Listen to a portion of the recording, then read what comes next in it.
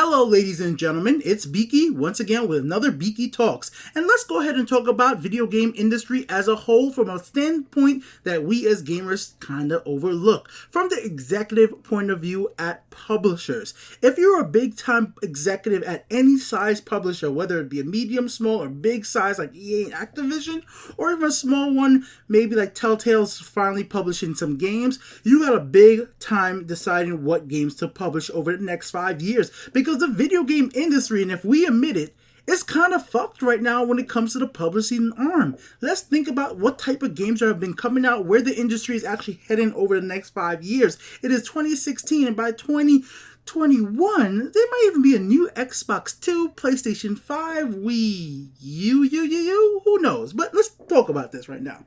If you were an executive at these major publishers or small ones, and you had to decide on which games your development partners are gonna create, what would you do? Let's talk about what we have right now on the table. There's a traditional AAA big blockbuster games like Destiny, the things out there like Activision puts out there. So if you're looking at the Activision point of view, Activision pretty much has this strategy set down with Skylanders, Destiny, Call of Duty. As many people might hate Call of Duty, they're gonna probably still doing their thing and they're still gonna be making a lot of money over the next 5 years, right? They're pretty confident in their strategy. But then if you think from the AAA market, then you gotta think about even separate from there. Is it gonna be a console exclusive, something like what Capcom did with Street Fighter V with the PlayStation, where it's console exclusive because Sony wanted to back some of the money? Or is it gonna be like a timed console exclusive like Tomb Raider, which is with Square Enix, where it's gonna be on Xbox for a year and then come out on PlayStation later and be on PC at the same time? And then they even get a little weirder. Well, right now, that's kind of a complicated market because Street Fighter V has not really made the money back for Capcom. It's not doing so well, and they probably would have helped if it was on Xbox as well and made some extra money there. And then there's the other point of this. MOBAs. MOBAs have become a big thing. So are you somebody who's going to invest some money in making a MOBA? Oh wait, let's not forget about iPhone and mobile. And then there's mobile paid, or is it a free-to-play mobile game? And some of you guys are looking at me crazy, like, man, this guy's talking about mobile games. Why would big publishers invest in mobile games? Look at EA. Look at Insomniac. A lot of these companies have tried to make mobile games, and some of them worked out, some of them hasn't. And then there's mobile companies out there being bought up for $18 billion. Let me repeat that. There's mobile game companies bought for $18 billion. And if you guys want something to compare that to, Star Wars was sold to Disney only for $2 billion. LucasArts was sold for $2 billion. And there's mobile companies sold from anywhere from $6 to $18 billion. So if you're an executive up high up in your tower, and you're looking at like, man, this industry's kind of a crazy place right now, man. These mobile games, when they get big. They make a lot of money on a daily basis. We could even sell it out for maybe like $5-6 billion after a few years. It might be a really good investment. Maybe we'll create the next Clash of Clans. Maybe we'll create the next Candy Crush Saga. Or maybe not even that. We'll maybe create like a niche title that just people keep funding money in microtransactions because they're whales. And then you gotta think about it even from there. Or you can be something like what Square Enix is doing right now with their Final Fantasy series on mobile, where they have both paid titles and then free-to-play titles. Yesterday, literally, Square came out with a Final Fantasy game on mobile. I know a lot of you guys might not know about it, but I downloaded it. It's a Final Fantasy game that you can play on mobile that seems like it's actually a game with story. It's like, oh shit, this is what they're doing now? Like, oh crap, okay, we'll see how this actually goes. And let's not forget about the handheld market. Nintendo's still big in the handheld market. Their third-party developers still try to support them. Their games still sell. I care about the handheld market from Nintendo's point of view. So do you put money into the Nintendo handhelds? Do you forget the PlayStation Vita? Do you even care if the next NX actually has a handheld portion? Do you make games for that? Oh yeah, let's not forget about the NX, PlayStation Neo, Xbox One Scorpio, the Xbox One S, and the PlayStation 3, and so many consoles out there. So how do you support these new and old consoles, like last generation and the new generation and the generation to come? So are you going to be making exclusive games for Xbox One Scorpio in the sense of, let me explain by that, because Microsoft said no exclusive, but games that mainly take advantage of the new hardware unless they're on the old platform? Because I'm just saying this, I know there's going to be developers, there will be developers that want to push the cutting edge with the new Xbox One Scorpio and the PlayStation 4 Neo, and the old version is just not going to run as well. You know it's going to happen. They're supposed to be on par, but you know there's some developers who are just going to break the rules and say, fuck that, we want our game to look as best as possibly can on these new platforms. And as somebody who's an executive, once again, guys, executive point of view, you got to decide and like, yo, man, we just need to get this on out as many platforms. We need it on the Wii U, we need it on the NX, we need it on the PlayStation 4, we need it on the Scorpio, we need it on the PC, which doesn't seem to be happening anymore. Or they could be going to Sony like, yo, Sony, you want to flip some money? Give us some money and we'll make this exclusive for you, like you did with Capcom, like you did with No Man's Skies. Microsoft, you give us some money, we'll make it a 1-year exclusive. Or they could go over Steam and just put it up on Steam and make some money like XCOM 2 did. It was a PC exclusive and it did really well for the first few months, and now it's coming out for consoles later down the line. And if I was a console player right now, it would make me nervous as well, because there's another obstacle. You guys may not even be thinking about VR. VR is the biggest thing in technology right now when it comes to the future. It is like everybody's talking about it, from movie theaters. IMAX just made a huge backing of Star VR. So in freaking out in the West Coast, they're going to be setting up theaters with IMAX Star VR headsets where you're going to experience games and movies in virtual reality. Like, that's nuts. Just yesterday, I was listening to the Giant Beast cast, which is part of the Giant Bomb cast, and they already showing virtual reality, like, own exclusive headsets that are in movie theaters to showcase stuff like Ghostbusters and, like, this weird, cool Ghostbusters thing in virtual reality. So if some of you guys think like that, oh, virtual reality, nobody can afford it. Virtual reality is more than just virtual reality being in your freaking house. There's going to be virtual reality out and about, and people are going to be able to experience that in different locations. So you're going to have to think about, what do these developers want to make, and then the executives have to choose where they want to put that money to give these developers. Are the executives going to be like, oh man, we should fund some of these small indie games, like what EA is trying to do with their new partnership program, where they want to find the next Rocket League, they want to help developers make that small indie game? Or are they going to fund into a virtual reality program, because that's where the future of the industry goes, and you want to be there for the ground floor? Or are you going to take the Nintendo approach, where Nintendo says like, you know what, we're not going to get into the virtual reality market until it's right, until we're ready to make it their mass thing.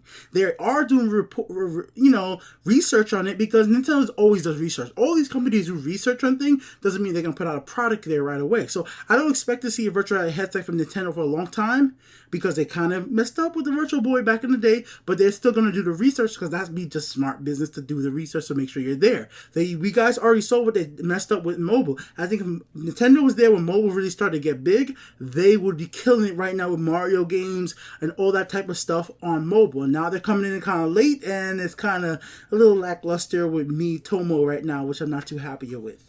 So, like, it's like all this is available to the publishers. What would you pick if you are an executive at a major publisher, or a mid-sized publisher, or small publisher? Like I said, by small, I mean down to the size of Telltale. Telltale now has gotten to the point that they are publishing other people's games, and they have to choose whose games they're going to publish. And they chose to publish a game that was backed on Kickstarter, 7 Days to Die, which is one of the few Kickstarter games that I was very interested in. I'm still very interested in picking up the game up. It's on the Steam sale. I need to look some more information about it, but I'm just like, I really don't want to pick that game up and nobody's playing, so I need to look up more information about how the current state of the game is. Because when it was on early access, you guys know me, I'm not picking up early access shit. That's besides the point. But is the future of Telltale maybe like, maybe we should do a VR experience.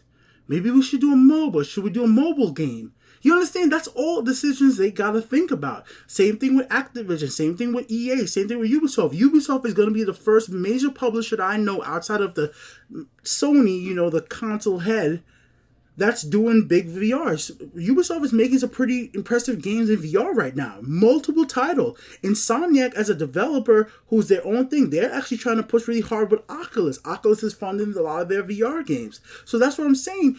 As a publisher arm executive, you're going to be like, man, this is some hard shit to decide, man. Where's the industry gonna really be in 5 years? Is it gonna be all VR, or is that too much of a expense for most normal customers? Or the fact that it's gonna be out and about in stores and movie theaters and places like that? Because like I said, guys, I know maybe not in your local areas, but they're already out there. There is VR experiences out there already. And I think there was a report yesterday, I don't know the exact number, but I think it was 1,000. HEC is investing in putting 1,000 VR demo stations in Canada. I think that's what I saw yesterday. I'm sorry if I don't know the number exactly, but I think it was 1,000. I'm sure they're going to be doing the same thing in the United States. So it's going to get out there. It's going to be something people keep talking about. And as somebody who's used virtual reality, if you've not experienced a music video or any type of video in virtual reality, when it's done right, it's like the most mind-boggling shit I've seen in virtual reality yet is really wildlife. Like, if Discovery Channel comes out with like a VR app where I can watch their nature programs in virtual reality of like swimming in the ocean and or safari, and it was like really cheap a month, me and my family would do it. Because as somebody as a kid, my favorite thing when I came to this country, I used to love watching nature programs. I used to love it. And I would love, oh man, the one one video I've had where I was under the sea watching all these creatures in the ocean, like, and I felt like, man, that whale is so close, that shark. I'm like, that's the type of feeling. So not to focus on VR only for this video, but as somebody who's experiencing the early days of VR, I can see like this is going to be a big part of the industry going forward, especially with stuff like PlayStation VR coming out. And then developers are going to have to decide, and executives or these companies, do we invest the money now and be here at the ground floor? Like if you were there when the iPhone first came out, if you made who is going to make the Angry Bird of virtual reality?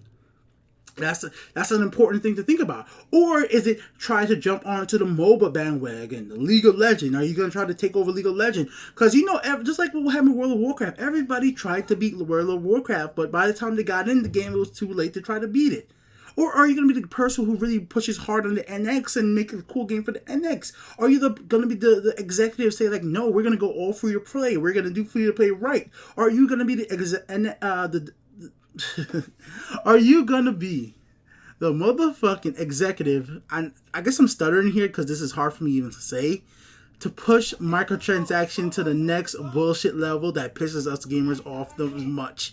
And what I mean by that, like, guys, as much as I hate microtransaction, I have to admit they work. They fucking work. They entice a part of our brains with gambling that makes us want them things, man. In certain types of games, like I even said this a few years ago with Assassin's Creed Syndicate, that was the first time I very much realized that these microtransactions changed the way I think about playing games. Like, I really felt it. And I didn't buy into it, but it made me stop playing the game because I was so tempted by it. I was so tempted to have everything be speed up. And you know that these executives want us to be like that. They want us to get in our mind like, man, we need to think of that new level microtransaction shit right now that's get everybody hooked. Look at the CSGO right now with the whole entire suit that's coming against Valve for CSGO gambling. Like, it's not even Valve directly hosting the sites that do the gambling for the underage, but they're involved right now because gambling gets in our minds and, money and all that stuff. And executives want part of as much money as they possibly can, and they're trying to decide, do we go for the MOBA? Do we go for the handheld? Do we go for the Neo? Do we go for the Scorpio, the PS4, the Vive, the Oculus Rift, the console exclusive AAA game, time exclusive, free to play, the MOBA? Where do we invest our money for the next 5 years of this video game industry? Because right now, it seems like the days of just making a AAA exclusive games and putting out there and getting a lot of sales is not going to work. The days of just putting out their hardware and knowing that like a new console, you're definitely going to be able to get a lot of sales on it, it doesn't work. We're not sure the NX is going to be selling a whole lot, and there's going to be a lot of people picking that up. We don't know if the next MOBA somebody puts out is going to be the next big thing. We don't know if Paragon's going to be the next big MOBA. I have no damn clue. So this is all complicated when it comes to these executives. And that's just my point of view right here. This is a Biki Talks. That's why I need your opinions in the comment section below. Where the hell do you think these executives are going to focus their time in the upcoming 5 years in the video game industry? Is it mobile? Is it free to play? Is it VR with Oculus and Vive or Star VR? All the things that are available in theaters already. Is it handheld? Is it the NX? Is it? And the reason I'm bringing this up because there are very few publishers can do all that. And I don't know any publishers that are doing it all. And just to really clarify that, Ubisoft might be doing some VR stuff, but they're not in the realm of MOBA. They're not trying to do esports really hard, but EA's trying to do esports. So you understand what I'm trying to say? Activision's trying to do esports, and that's not something else I didn't even mention as well, because you can look at 2K. 2K tried to go really big with esports with the game freaking Evolve and Battleborns, and that was a complete freaking failure in my opinion. Evolve, I knew the minute I saw it, I liked Evolve. I played it. it had problems, but it was not esports material. I like Battleborn. I could do an esports commentary for Battleborn, but I know the viewer base wasn't going to be there for enough people to watch it to be esports. So all of these decisions come from the executives because they put in the money to fund these marketing campaigns, and they are the people who greenlit these things. And if their opinions are not taken serious for the next 5 years, then it's like, well, we might be in trouble, because if everybody's doing something different, there's not going to be like no central place the industry's going as a whole. If everybody's split up doing MOBAs, iPhones, VR, I hope there's enough content to divide between all of it. Word video here today, guys, but you know me, Biki Talks, I talk my opinion, I slip up, I mess up, and I'm not going to edit any of it out. You got my face value opinion on a subject I just want to talk about, and it's for you guys out there in the comment section below to either agree with me, disagree with me, or try to correct me, which I'm sure many of things I messed up in this video with saying words, because I suck at speaking words. Words are hard to speak and say and things, you know? ESL, for everybody out there who knows what ESL is, I was in that thing for years. Many, many years. Peace out, guys. What will these executives do? Let me know.